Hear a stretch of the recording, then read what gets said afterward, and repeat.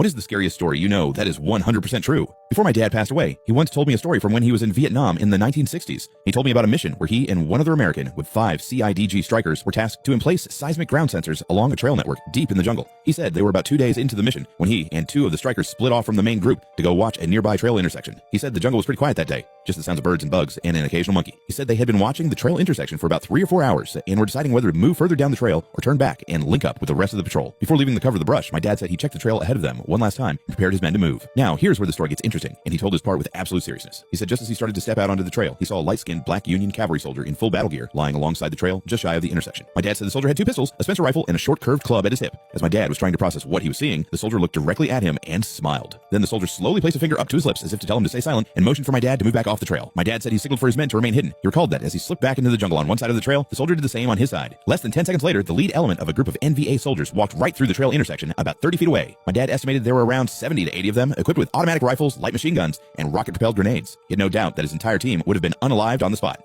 He said as soon as the enemy soldiers had passed, he and his team moved out of there as fast and as quietly as they could and rejoined the rest of the patrol. He reported the enemy soldiers his team had encountered, but decided not to say anything about the soldier he had seen. My dad kept this secret for many years. He only told me shortly before he passed, and before that, he had only told his grandmother back in the 1970s. He said when he told her, she smiled, and without opening her eyes said, "You saw old Red Tom." Red Tom was my great-great-grandfather. He was a half-black, half-Creek free man who served as a scout for the Union Army during the Civil War, and later with the U.S. Cavalry in the American West. He was known for carrying 2 pistols, a Spencer rifle, and a Creek war club into battle, exactly like the man my dad saw in the jungle.